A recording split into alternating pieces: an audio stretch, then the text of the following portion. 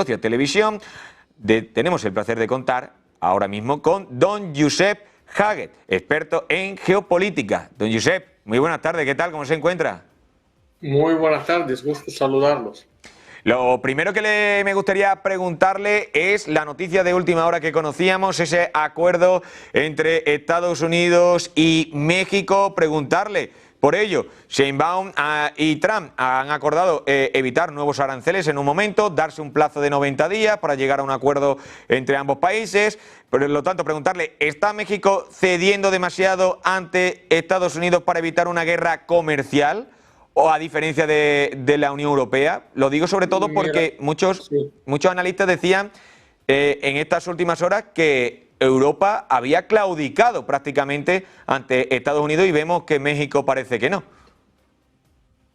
Mira, lo de Europa, yo no sé la prensa por qué lo está pintando de esta manera, cuando en realidad fue un acuerdo que, digamos, equitativo para que Europa abre su mercado como lo hizo Japón, como lo hace ahora, lo va a hacer Corea del Sur y como lo debe de hacer Europa, abrir su mercado para la producción americana, sea lo que sea. El problema que tenemos en Estados Unidos, que a través del tiempo muchos países, incluyendo nuestro socio económico, Canadá y México, los dos son socios económicos de un acuerdo que empezó con NAFTA, desarrolló con otro, pero la realidad es que los dos mercados están bien cerrados, imposible de entrar con la producción americana. Eso es lo que indigna al presidente Trump en general.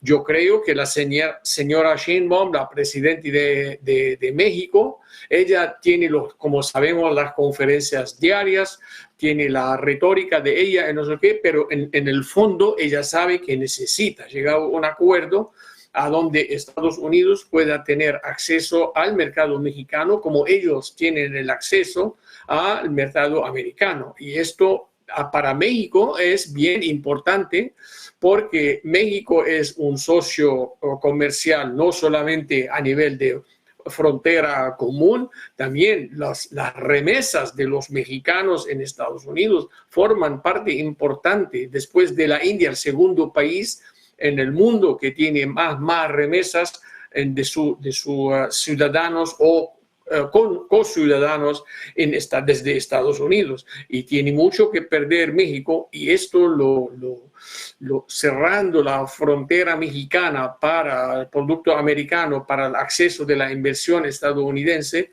a largo plazo no funciona. Hay un gran déficit entre las dos naciones, y eso es lo que estaba buscando el señor Trump. Fue muy claro cuando publicó el porcentaje de tarifas que agregan los países europeos, asiáticos, en América Latina y esto. Entonces él está pidiendo una reciprocidad. Y a veces que la gente se dice, no, es que el producto americano no podemos competir, pero ¿cómo van a pedir un mercado libre? ¿Cómo van a pedir ¿cómo se llama? Que capitalismo es mejor que el comunismo y van a controlar sus economías? Como que no, es una contradicción. Y eso es lo que está haciendo el presidente Trump cuando puede usar esta herramienta para abrir mercado para los americanos, para invitar a más inversiones en Estados Unidos. Lo va a hacer y es para el bienestar para los dos, yo creo. Lo mismo Europa puede hacer lo que quiere si quieren, pero en realidad, en el fondo, podría abrir a Europa a hacer sociedad económica con China, con Rusia, pero estos países, el día de mañana hay un conflicto con estos países, no van a enfrentar a solas a estos países, tienen que buscar la ayuda de Estados Unidos. Entonces, ¿por qué no hacer negocio con Estados Unidos? Es el mercado más grande del mundo, con el poder adquisitivo de la población más grande, entre los más grandes del mundo. Entonces, ahí sí, y a las compañías europeas y de muchos países del mundo vienen a Estados Unidos, más que todos los europeos, porque hay paga menos impuestos que en Europa. Entonces, ahí los dos tienen interés en arreglar de una manera u otra la economía, los tratados económicos en este caso. Don Josep, en el día de hoy salía un artículo de opinión en el Financial Times, precisamente hablando sobre los aranceles, ese acuerdo que había llegado Estados Unidos con Europa, y decía, le quiero preguntar sobre ello, porque decía, el verano de la humillación en Europa, lo titulaban, y decían, continuaban en las primeras líneas, Estados Unidos sabía que Europa era débil y el resto del mundo ahora sabe que Europa también es débil. No sé si usted está de acuerdo con esa lectura que hacen desde el Financial Times o si cree que... No creo. No, Europa no está débil, no es débil una sesión. Mira, Europa cuando se ponen juntos, enfrentan que sea económico o militar, en un conjunto de países son fuertes. El tema que adentro de Europa hay diferencias entre conservadores, que digamos conservadores capitalistas, y hay del otro lado inclinación hacia la izquierda del socialismo y sus partes. Entonces, esto es un debate adentro de Europa antes de que sea con Estados Unidos. Ahora, la globalización que estaba buscando la comunidad europea, esto sí no va a funcionar con Estados Unidos, porque el presidente Trump no está convencido ni de los que hablan en Davos, ni lo que deciden en Davos. Entonces, aquí yo no veo nada, la comunidad europea en conjunto, si hacen bien organizan sus prioridades, son una fuerza bastante importante, que sea para Estados Unidos o para los adversarios de Europa. Pero la prensa, en este caso, lo que estamos viendo, que no quieren aplaudirle nada al presidente Trump, entonces van ahí sacando estas críticas. Pero los economistas, hay unos economistas ayer, una persona muy conocida en España, Daniel Lacalle, él dijo que el acuerdo con Europa es bien equitativo y beneficia a los dos bandos. Como que un economista como este dice esto y los medios de comunicación dicen otra cosa. Entonces, aquí son dos puntos de vista, dos perspectivas, y cada uno la ve de su ángulo, no lo ve de los ángulos de las otras personas. También preguntarle, antes de cerrar este mini bloque de acuerdos comerciales y ahí pasar a otros temas, preguntarle precisamente, ¿puede América Latina mantenerse neutral en este nuevo mundo multipolar que estamos viendo, o cree usted que no? Bueno, en América Latina ya está, que digamos ya son dos bandos. El primer bando ahora, parece que Argentina lo lidera, con el presidente Milei, con el presidente del Ecuador, con el presidente del Salvador, y del otro lado tenemos a Brasil, y Chile podría cambiar también esta vez a un presidente de la derecha, y entonces podrían hacer un bloque contra lo que están tratando de promover Venezuela, y desde Bolivia y desde Venezuela, a políticas que no han resultado previamente en América Latina, y Colombia está en juego también otra vez. El señor Petro está usando la justicia como arma para eliminar a sus adversarios. También yo no la pongo lejos tratar de asesinar a un candidato que podría haber tenido la más alta probabilidad de ganarle al señor Petro. Entonces ahí también están buscando un problema para Colombia, y esto va a cambiar. Pero si vuelve Colombia a la derecha en las próximas elecciones, ya se agranda bastante el campo derecho y izquierdo de la política geopolítica de América Latina. Y falta Brasil también. Está haciendo el señor Lula da Silva lo mismo que están haciendo en Colombia, es juzgar al señor Bolsonaro por como... ¿Qué pasa? Que el momento que Estados Unidos y el Partido Demócrata de Estados Unidos empezó a usar la justicia como arma en contra de los adversarios políticos, esto dio una indicación a todos los países de usar la misma estrategia, porque entre comillas es legal, pero es persecución, yo la llamo persecución jurídica, eso es lo que yo la clasifico. Me gustaría, ya cambiando de tema, don Josep, preguntarle por el tema de Israel, el Líbano, Gaza, porque en las últimas horas conocíamos que el ministro de Defensa israelí Israel Katz, confirmaba en unas declaraciones que las fuerzas de defensa de Israel precisamente estaban atacando actualmente supuesta infraestructura de Hezbollah en el Líbano con fuerza. Por lo tanto, preguntarle, a raíz de esto, me gustaría preguntarle, ¿estamos viendo el preludio de nuevo de una guerra abierta entre Israel y el Líbano como la de 2006, pero multiplicada por muchas más? Es decir, a un nivel más grande, ¿podríamos ver eso? Según mis fuentes en el Líbano, si no acepta, para el martes hay una reunión del gobierno libanés que va a poner un mapa para que Hezbollah entregue su arsenal al ejército libanés.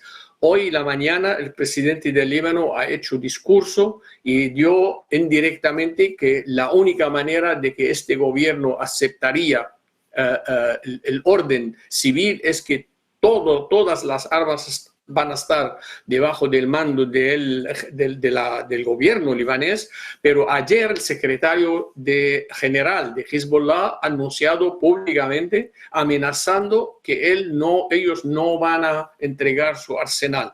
Y la respuesta vino hoy que Israel mandó los aviones a unas cuantas, según la prensa israelí, son fábricas de producir drones y misiles en el noreste del Líbano y parte del sur del Líbano. Así que si para el martes sale la orden del gobierno libanés de recaudar todo el arsenal de Hezbollah y lo rechaza Hezbollah, vamos a ver un 2006 multiplicado por 10 esta vez, lamentablemente, pero esto es una manera suicida de Hezbollah de llevar a todo el país para responder a las dictaciones, a lo que dicta Irán en esta región. Lamentablemente, Hamas, Hezbollah, Houthíes de Yemen están respondiendo a lo que quiere Irán después de la junta o de la reunión que tuvieron con Ismail Qaani, el comandante de la Guardia Revolucionaria iraní en Bagdad hace 2 o 3 semanas. Preguntarle también sobre Gaza, la ayuda humanitaria que algunos países, como por ejemplo Francia, dice que está militarizada. Decía altos cargos del gobierno francés. Preguntarle, ¿Estados Unidos ha perdido, se podría decir que ha perdido el relato moral al respaldar a un sistema de ayuda que termina siempre, o está terminando por desgracia, en un baño de sangre constante? Mira, el tema de Gaza es más complicado de lo que ve en macro las cámaras de los periodistas extranjeros. No cabe duda que hay una tragedia humanitaria en la Franja de Gaza, pero los factores involucrados en esta tragedia no es solamente ni Israel a solas o Estados Unidos a solas o los mismos palestinos a solas, porque el mismo presidente de la Autoridad Palestina ha reconocido en su discurso, declaración el 9 de julio, que la Franja de Gaza tiene que salir jamás de esta Franja de Gaza porque está usando a la población civil como escudo para poder lograr sus metas políticas, y le pidió directamente a Hamas salir de la Franja de Gaza, entregar su arsenal a la autoridad palestina, ni siquiera pidió entregarla al ejército israelí para salvar la vida de los ciudadanos de la Franja de Gaza. Y aquí empezaron a haber fracturas adentro de la Franja de Gaza. Ya hay grupos armados de parte de Israel, hay otros grupos armados de parte de la autoridad palestina rechazando la presencia o la hegemonía de Hamas en la Franja de Gaza. Y aquí entra el problema de la ayuda humanitaria. Entran los camiones y cada facción quiere capturar uno de los camiones o 2 de los camiones y para dividirlo a su gente.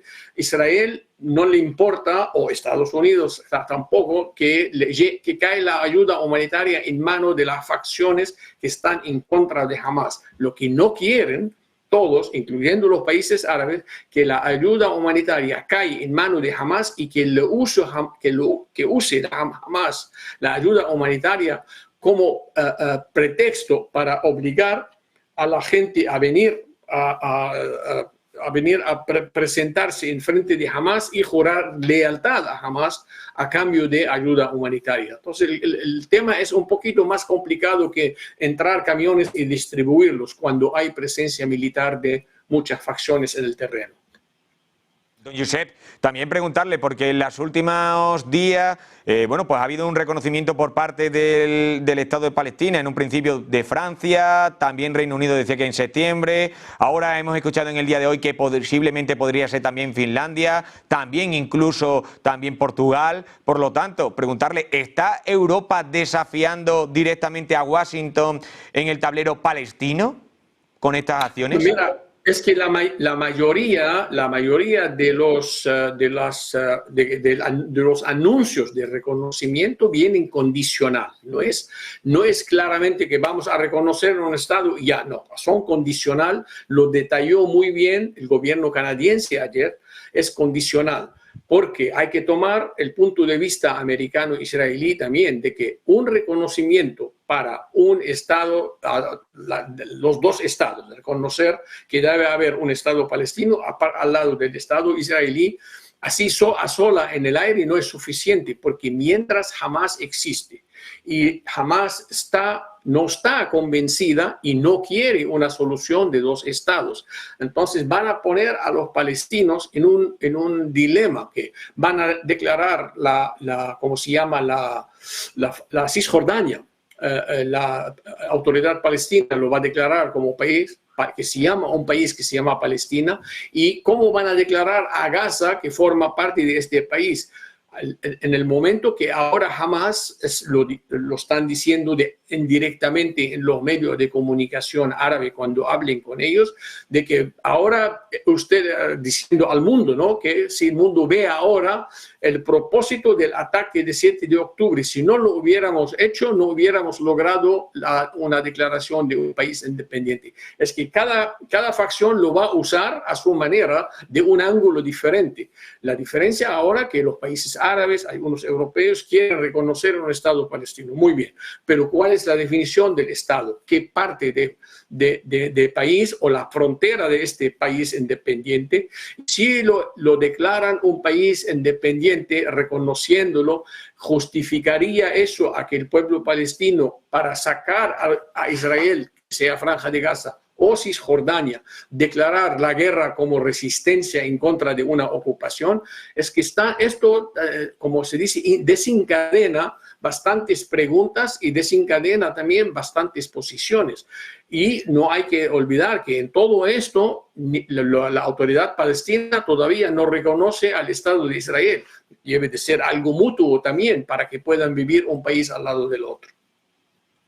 Preguntarle también, antes de cambiar ya también a otro tema, Trump ha exigido en un principio, en las últimas declaraciones que hacía en el día de hoy por la mañana, exigía la rendición en un principio de Hamas.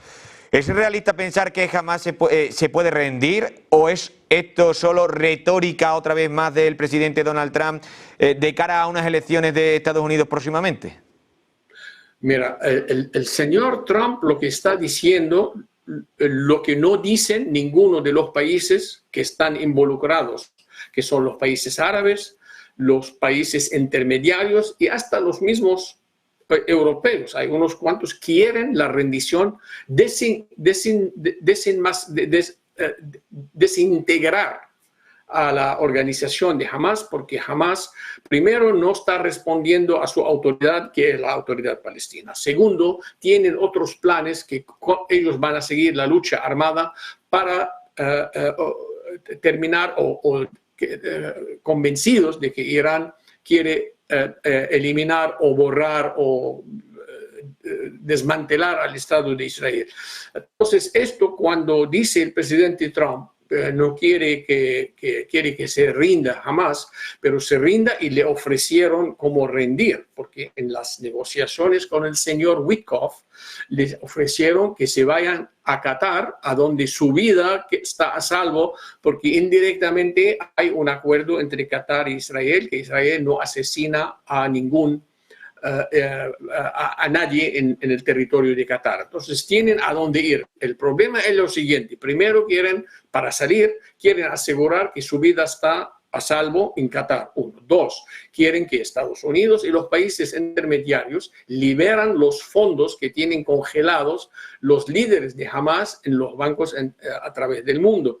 Aquí hay entre 3 y 5 mil millones de dólares que los líderes de Hamas han saqueado del, que no sé si se llama el tesoro de la Franja de Gaza, pero del dinero que iba a la Franja de Gaza, lo quieren para que puedan vivir en Qatar. Y tercero, ellos no pueden llevar a toda la organización a Qatar. Entonces, se va el liderazgo, pero los militantes de Hamas en la Franja de Gaza le quieren asegurar que se queden a salvo de eliminación de parte de Israel. Y no aceptan que no sea una garantía personal del presidente Trump. Y eso no lo va a hacer. No lo puede hacer, no tiene la autoridad de hacerlo tampoco.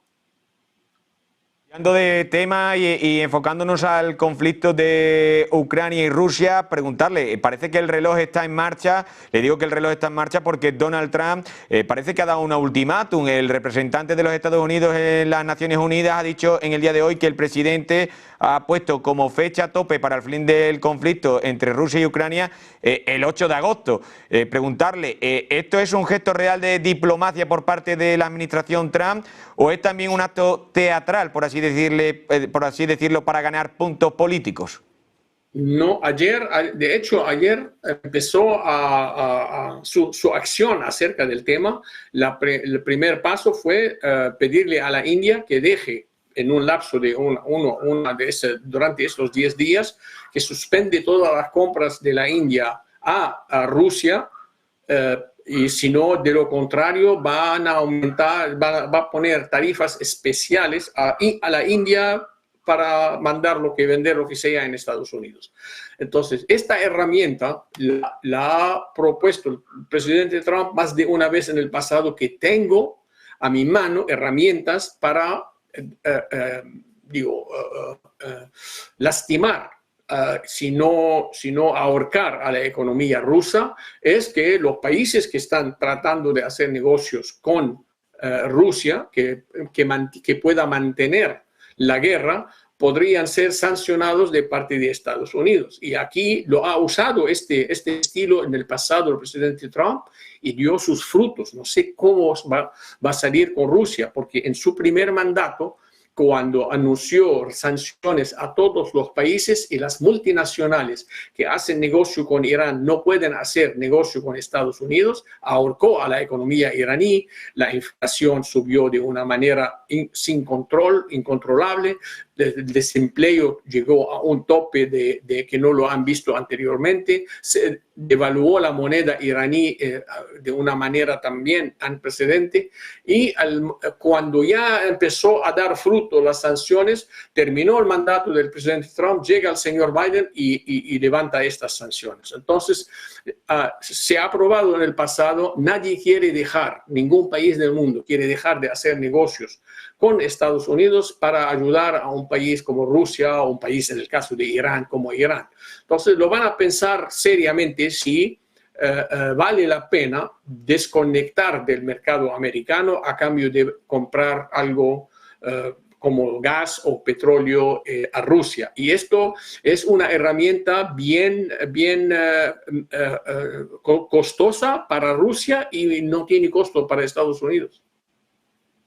Preguntarle también, porque Zelensky, el presidente ucraniano, hablaba de cambio de régimen en Rusia en unas declaraciones de última hora en el día de hoy. Por lo tanto, preguntarle, ¿está Occidente apoyando tácticamente un cambio de régimen en Moscú? Y sobre todo, ¿esto es viable, lo que dice el presidente ucraniano, o es simplemente una utopía? Estados Unidos no se va a involucrar en cambio de régimen en ningún país del mundo. No sé sobre qué basa su información el señor Zelensky, pero quizás él puede pedirlo, pero no quiere decir que se va a materializar. De lo contrario, los rusos ahora no lo reconocen como presidente ilegítimo porque terminó su mandato. Entonces, entre los dos hay bastante retórica para sobrevivir esta guerra por un buen rato. Pero yo no sé, no creo y ni tengo la información de que Estados Unidos no va a involucrar ni en Irán ni en Rusia en un cambio de régimen. Esto está de parte del presidente Trump descartado completamente. No es nuestro trabajo, dice. Preguntarle también, en esta última noche hemos vivido más ataques rusos, más muertos civiles. ¿Qué papel jugará la fatiga de Occidente en este conflicto? Y sobre todo, ¿puede sobrevivir Ucrania sin un cheque en blanco por parte de Europa? Yo no sé si es un cheque en blanco, pero sí, no puede sobrevivir ni sin el apoyo americano o sin el apoyo de Europa. Estados Unidos ya le costó. Ayer escuché un número, no sabía que llegó a tanto, 350 mil millones de dólares, mucho dinero para una guerra, la verdad, no sé la cantidad que ha contribuido Europa a esta guerra, pero va a llegar un momento, va a haber una fatiga de los europeos y de los americanos de que, oye, hay que poner fin a eso. Y esto es lo que está apostando el señor Putin, es que una guerra de desgaste y quién aguanta más. Entonces ahí sí se empieza a ver la fatiga y eso aumenta la valentía de Rusia o de Vladimir Putin para presionar más y también, quién sabe, pues quizás avanzar y lograr más terreno antes de sentarse en la mesa de negociación. Me gustaría también abordar con usted otro tema, y es que Irán ha amenazado también en los últimos días con salirse del Tratado de No Proliferación. Preguntarle, ¿estamos a un paso del Irán nuclear? ¿Y qué consecuencias tendría eso en la región en caso de que se salga del Tratado de No Proliferación? Mira, el caso de Irán es un poco particular. Hay muchos países, o los dos más grandes, que digamos China y Rusia, quieren apoyar a Irán, pero tampoco quieren ellos que sea un Irán nuclear.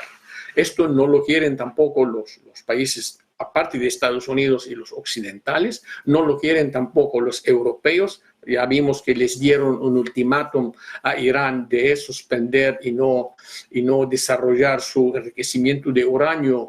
De lo contrario, vuelve a imponer a todas las sanciones que tenía Europa sobre Irán. Y Europa es la única ventanilla donde Irán puede comprar cualquier cosa relacionada, que sea a su programa nuclear o a su industria en general. Ellos no pueden comprar en muchos lados. Así que Irán y su programa nuclear, hasta ahora, todo lo que yo al menos puedo decir, lo que estamos escuchando son retóricas para el consumo doméstico en Irán hasta que se sienten en la mesa de negociación. Si no van a negociar la suspensión de enriquecimiento de uranio, ellos pueden tener su programa nuclear, pueden para fines pacíficos enriquecer, quizás comprar el uranio enriquecido a otro lado, pero enriquecer uranio adentro de Irán. Y como la otra vez que llegaron a 660 kilogramos, o el número a un grado del 60%, esto no lo va a permitir, no solamente Estados Unidos, sino el resto del mundo. Porque Irán, en manos de los teólogos, en manos de los clérigos que están en Irán, una arma como esta son capaces de usarla.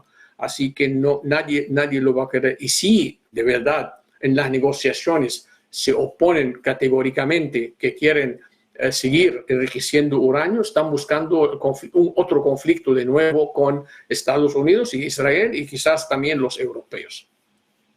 Preguntarle también, estamos viendo que nuevas sanciones de Estados Unidos que quiere imponer a Irán. Por lo tanto, ¿es posible contener a Irán? Es la pregunta que mucha gente se hace. ¿Es posible a través de esas sanciones contener a Irán? Y si estamos empujando a Irán directamente a un conflicto con Occidente a través de esas sanciones. Mira, la única manera de que las sanciones funcionen sobre Irán es lo mismo que pasó en el primer mandato del presidente Trump. Los países y las multinacionales no tengan ninguna relación con Irán. Y esto va a ahorcar a los dirigentes en Irán y va a ser un levantamiento público del pueblo iraní que va a necesitar. De hecho, ya tienen problemas de infraestructura, de agua, de luz, de todo. No está bien Irán económicamente. Agregan las sanciones y la gente se va a levantar. De hecho, yo tengo una opinión y muchos me dicen que pero quizás no la vamos a ver nunca. Si no se van los ayatolás del poder y entregan al poder al señor Pezeshkian y su gobierno civil, Irán está dirigiendo hacia un abismo y no sabemos a dónde termina, porque con esta mentalidad de apocalíptica de los clérigos, que ellos van a islamizar al mundo para satisfacer a Allah y todo eso, esta retórica no los va a llevar a ningún lado, y tampoco los países musulmanes los quieren apoyar. Digo, en breve, los países árabes están en contra completamente de que Irán sea nuclear, porque después va a haber una carrera nuclear en el Golfo y nadie quiere eso. Preguntarle también, antes de cambiar también de tema ya, ¿Europa ha perdido todo peso geopolítico real en Medio Oriente? Lo digo sobre todo porque Teherán ha dicho que Europa está como desplazada, como que no aporta o no suma al conflicto, es decir, no se le espera, no está ni se le espera, como dicen aquí muchas veces en España. No sé usted cómo lo ve. Mira, no, lo dicho es diferente de lo hecho.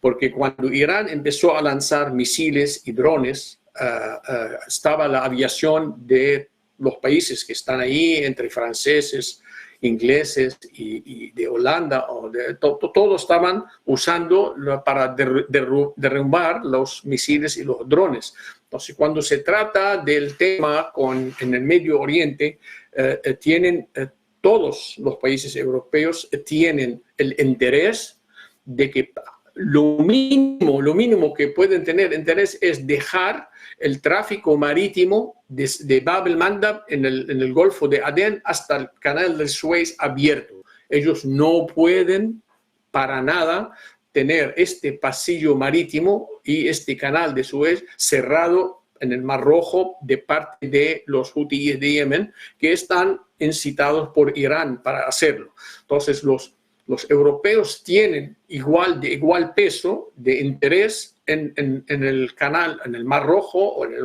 el canal y el estrecho, igualito como todos los países, como lo tiene China también. China, cuando votó el Parlamento iraní pidiendo al Consejo de Seguridad Nacional iraní de cerrar el estrecho de Hormuz, fue China quien presionó que ni se les ocurra, porque China recibe 30% de su petróleo desde el estrecho de Hormuz.